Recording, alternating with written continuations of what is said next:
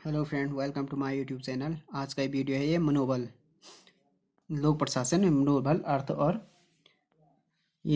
मनोबल का अर्थ, विशेषताएं और विकास। लोक प्रशासन के अंतर्गत मनोबल मोरल एक महत्वपूर्ण अवधारणा है जो किसी भी संगठन की सफलता के लिए अनिवार्य है। वास्तव में कोई भी संगठन कर्मचारियों के उत्साह पर ही सफल होता है। कर्मचारियों की इसी उत्साह या मनोवृत्ति को मनोबल कहते हैं। संगठन अथवा उपक्रम को निर्देशित, समन्वित एवं पर्यवेक्षित करने के लिए पदाधिकारियों द्वारा जो कदम उठाए जाते हैं एवं उठाया जाता है, उसका प्रभाव संगठन के मनोबल पर व्यापक रूप से पड़ता है। मनोबल को संगठन का जीवन का आधार कहा जा सकता है, क्योंकि यही संगठन एवं उसकी प्रबंधकीय क्रियाओं को सजीव बनाए रखता है। तो मनोबल ये हो गया मोरल, एक महत्वपूर्ण अवधारणा है जो क्या किसी भी संगठन की सफलता के लिए क्या होता है, अनिवार्य होता है। वास्तव में कोई भी संगठन कर्मचारियों के जो उत्साह पर ही सफल होता है। कर्मचारियों की इसी उत्साह या मनोवृत्ति को क्या कहते हैं, मनोबल कहते हैं। संगठन अथवा उपक्रम को निर्देशित, समन्वित एवं पर्यवेक्षित करने के लिए पदाधिकारियों द्वारा जो कदम उठाया जाता है, उसका प्रभाव संगठन के मनोबल पर व्यापक रूप में पड़ता है। मनोबल को संगठन का जीवन का आधार कहा जा सकता है, क्योंकि जो यही संगठन एवं उसकी प्रबंधकीय क्रियाओं को सजीव बनाती है। मनोबल शब्द का अर्थ कार्य के प्रति विश्वास तथा रुचि संबंधी मनोभावना से है। यह वह आंतरिक शक्ति है जिससे व्यक्ति कार्य संपादन को प्रेरित होता है। तो ये वह आंतरिक शक्ति है मनोबल, जो जिससे क्या होता है, व्यक्ति कार्य को करने या पूर्ण करने के लिए प्रेरित होता है। ये कुछ परिभाषा दी है मनोबल की। फर्स्ट हो गया चेस्टर बर्नार्ड ने। मनोबल एक तरह से स्वप्रेरित प्रेरणा है जो कार्यकर्ताओं के दिल और दिमाग में बनती है।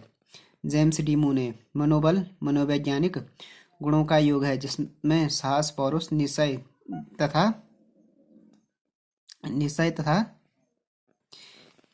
विश्वास आदि समन्वित होते हैं। तो मनोवैज्ञानिक क्या है, मनोबल मनोवैज्ञानिक गुणों का योग है जो इसमें साहस, पौरुष, निश्चय, विश्वास आदि समन्वित रहता है। एल डी वाइड ने। मनोबल एक व्यक्ति अथवा एक समूह की अंतर्निहित संपत्ति है।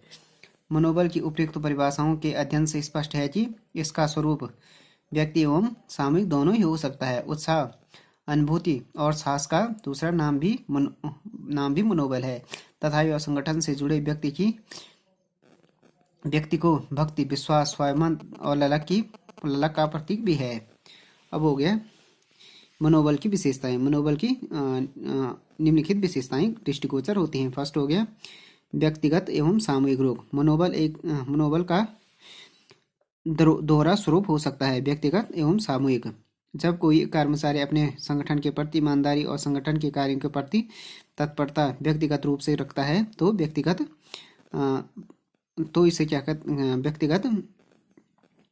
इससे व्यक्तिगत मनोबल का नाम दिया जा सकता है। और यह स्थिति जब समूह के साथ कायम होती है तो उसे मनोबल का सामूहिक रूप माना जाता है। मनोबल उच्च एवं निम्न जैसे दो भागों में विभाजित।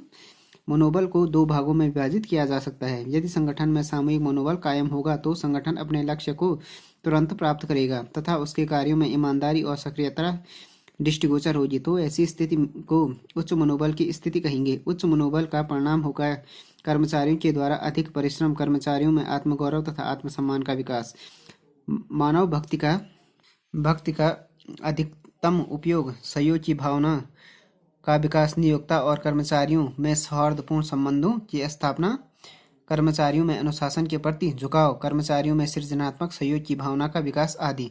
अगर संगठन में व्यक्तिगत मनोबल कायम होगा तो निम्न प्रकार का मनोबल कहा जाएगा। मनोबल को अभिव्यक्त करने के लिए निराशा, उदासीनता जैसे शब्दों का प्रयोग किया जाता है जो संगठन की प्राप्ति के मार्ग में बाधक है। तो मनोबल को दो भागों में विभाजित किया जा सकता है। एक हो गया उच्च मनोबल, दूसरा हो गया निम्न मनोबल। मानसिक अवस्था का सूचक। मनोबल एक यह भी विशेषता है कि यह मानसिक अवस्था का सूचक है। चूंकि संगठन से जुड़े लोगों की ईमानदारी और लगाव संगठन के प्रति आंतरिक लगाव को स्पष्ट करता है, इसलिए यह मानसिक अवस्था का सूचक है। वास्तव में व्यक्ति मानसिक स्तर पर ही सर्वप्रथम संगठन से अपने को जोड़ता है, तब जाकर वह संगठन के प्रति समर्पित होता है। संगठन के पीछे समर्पित होने में मानसिक तत्वों की भूमिका महत्वपूर्ण होती है, जैसे उत्साह, भावना, विश्वास, आशा आदि। तो मानसिक अवस्था का सूचक भी है। देन हो गया मिश्रित स्वरूप। मनोबल का स्वरूप मिश्रित है, अर्थात इसमें केवल भावना की प्रधानता नहीं होती है, बल्कि भावना के साथ साथ बौद्धिकता का महत्व एवं सम्मिश्रण होता है। कोई व्यक्ति किसी संगठन से यदि भावात्मक आधार पर नहीं जुड़ता है, बल्कि अ, बल्कि बौद्धिकता के आधार पर भी जुड़ता है। केवल क्या होता है कि मनुष्य किसी संगठन से केवल भावात्मक आधार पर नहीं बल्कि बौद्धिकता के आधार पर भी जुड़ता है। वो सोचता है कि यदि संगठन अपने लक्ष्य को प्राप्त करेगा तो उसका लाभ उसे प्राप्त होगा। यह लाभ पैसा और प्रतिष्ठा दोनों का हो सकता है। पांचवा हो गया सामूहिक उद्देश्य। मनोबल का उद्देश्य व्यक्तिगत न होकर सामूहिक होता है, क्योंकि मनोबल किसी सामूहिक उद्देश्य की प्राप्ति के लिए किसी व्यक्ति समूह की दृढ़तापूर्ण पूर्वक और निरंतर एक साथ काम करने की इच्छा है। भले ही मनोबल का प्रकार व्यक्तिगत एवं सामूहिक दोनों हो सकता है, लेकिन जहाँ तक इसके उद्देश्य का सवाल है वहाँ यह सामूहिक होगा। तो सामूहिक उद्देश्य होता है मनोबल का। संपूर्ण वातावरण। मनोबल संपूर्ण वातावरण से संबंधित होता है, क्योंकि यह वर्ग, समुदाय या समाज के सदस्यों में व्याप्त समग्र वातावरण को अभिव्यक्त करता है। मनोबल को संपूर्ण वातावरण से इसलिए भी जोड़ा जाता है क्योंकि सभी के मिलने से मनोबल की भावना का निर्माण होता है। मनोबल को प्रभावित करने वाले कारक। मनोबल को प्रभावित करने वाले निम्नलिखित कारक हैं। किसी भी संगठन में मनोबल को प्रभावित करने वाले बहुत से कारक हो सकते हैं। उनमें से कुछ कारक ज़्यादा प्रभावशाली और कुछ कारक कम प्रभावशाली होते हैं। ऐसे प्रभावित करने वाले कारकों को मुख्यतः निम्नलिखित को प्रमुख माना जा सकता है। इनको प्रमुख माना जा सकता है इन कारकों को जो मनोबल को प्रभावित करते हैं। समीप पर्यवेक्षण, इमीडिएट सुपरविजन, संगठन के कार्य, फंक्शन ऑफ ऑर्गेनाइजेशन, संगठन पुरस्कार, रिवॉर्ड्स इन ऑर्गेनाइजेशन, कार्य में संतुष्टि, सेटिस्फैक्शन इन वर्क, कार्य की मानसिक परिस्थितियां, कार्य संबंध, संगठन में एकता। मनोबल का विकास। मनोबल सभी संगठनों के लिए मानसिक बल या उत्साह है जो उसे लक्ष्य के समीप पहुंचाता है। उच्च मनोबल के कारण ही संगठन गतिशील, लक्ष्य उन्मुख एवं व्यापक होता है। इसे संगठन का अभिन्न अंग कहा जा सकता है, क्योंकि यह संगठन में हमेशा उपस्थित रहता है। इसके बाद भी यह तो स्पष्ट है कि मनोबल का विकास संभव है, एकाएक इसे पैदा नहीं किया जा सकता है। किसी संगठन में उच्च मनोबल कैसे कायम हो, इसके यह एक महत्वपूर्ण चुनौती है। उच्च मनोबल को संगठन में कायम करने के लिए कुछ उपाय बताए गए हैं। फर्स्ट हो गया उद्देश्य एवं लक्ष्य की जानकारी। किसी भी संगठन में उच्च मनोबल के विकास के लिए सबसे जरूरी यह है कि उसके सभी सदस्यों को संगठन के उद्देश्य एवं लक्ष्य की स्पष्ट जानकारी होनी चाहिए। जब संगठन में संलग्न सभी लोग उसके लक्ष्यों से परिचित, उद्देश्यों से परिचित होंगे, तभी तो उसके लिए तन मन से समर्पित होकर काम करेंगे तथा संगठन अपने उद्देश्य एवं लक्ष्यों को प्राप्त करेगा। उदाहरण के तौर पर यह देखा जा सकता है कि अगर सैनिक कार्यवाही करनी है तो कार्यवाही के लक्ष्य सैनिकों के बीच प्रसारित करना आवश्यक होता है। तो उद्देश्य एवं जानकारी इम्पोर्टेंट है संगठन में उच्च मनोबल के विकास के लिए, क्योंकि अगर संगठन में उद्देश्य एवं लक्ष्य की जानकारी नहीं होगी तो किसी भी संगठन के कर्मचारी या संगठन में जो लोग हैं उनके मनोबल का विकास नहीं होगा। परंपरागत स्वरूप वाले संगठन के अंतर्गत संगठन के उद्देश्य एवं लक्ष्य से सभी को परिचित नहीं कराया जाता था, जिसका परिणाम होता था कि निम्न मनोबल आज संगठन के उद्देश्य एवं लक्ष्य से संगठन के सदस्यों को परिचित कराना आवश्यक होता है, जिसका परिणाम उच्च मनोबल है। नीति निर्माण में भागीदार की भावना। संगठन में मनोबल के विकास के लिए इससे जुड़े लोगों को नीति निर्माण में भागीदारी देनी चाहिए। अगर किसी संगठन के कर्मचारियों को नीति निर्माण में भागीदार बनाया जाता है तो इसका परिणाम होता है कि वो अपने कार्य के प्रति क्या होता है, ज़्यादा समर्पित हो जाते हैं तथा उनमें उत्तरदायित्व की भावना का जन्म होता है। संगठन में मनोबल के विकास के लिए यह आवश्यक है कि प्रबंधन में कामगारों की भागीदारी बनाया जाए। यह उल्लेखनीय है कि प्रबंधन में कामगारों की भागीदारी संगठन के मानवीय संबंध सिद्धांत और उदार लोकतांत्रिक प्रणाली द्वारा की जाती है। कार्य की अनिवार्यता। जो मनोबल का जो विकास में ये कार्य की अनिवार्यता। संगठन में संलग्न तमाम व्यक्तियों को यदि उचित सम्मान प्राप्त करना होता है तो उनमें मनोबल की भावना का विकास होता है। जब कर्मचारी को यह लगने लगता है कि वह जिन कार्य को संपादित कर रहा है वह कोई महत्व नहीं रखता है, तो यह संगठन के लिए घातक परिणाम होता है तथा मनोबल का विकास विपरीत रूप से बाधित होता है। स्पष्टतः कार्य की अनिवार्यता मनोबल के विकास के लिए अनिवार्य है। संगठन से जुड़े सभी लोगों के कार्यों का अपना अपना महत्व होना चाहिए।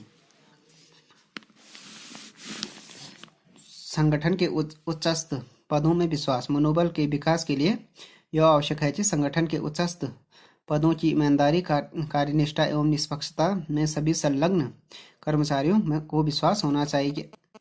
अगर उच्च पद पर बैठे लोग संकीर्ण भावनाओं से प्रभावित हुए बिना कार्यों को संपादित करते हैं तो निश्चित रूप से संगठन से जुड़े लोगों के मनोबल में विकास होगा और संगठन शीघ्रता से अपने लक्ष्य को प्राप्त करेगा।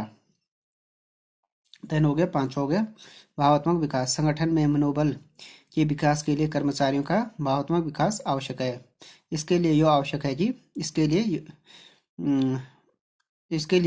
है कि उनमें संगठन के प्रति लगाव हेतु जागरूकता उत्पन्न की जाए।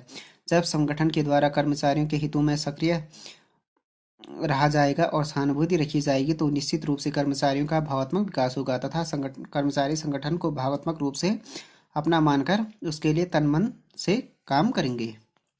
योग्य नेतृत्व। संगठन में मनोबल के विकास के लिए योग्य नेतृत्व की अनिवार्यता को स्वीकार किया जाता रहा है। यदि संगठन में मनोबल को कायम करना है तो चाहिए कि संगठन के अंतर्गत नेतृत्व करने वाले योग्य एवं प्रेरणादायक नेतृत्व को अपने अधीनस्थों तथा सहयोगियों में मनोबल के विकास के लिए अनेक उपाय करें। यह उपाय औपचारिक एवं अनौपचारिक दोनों हो सकता है। सैनिक एवं व्यापारिक संगठनों में प्रेरणादायक नेतृत्व का महत्व सर्वविदित है। ऐसे संगठनों में मनोबल का विकास करना है तो योग्य नेतृत्व की नियुक्ति अनिवार्य है।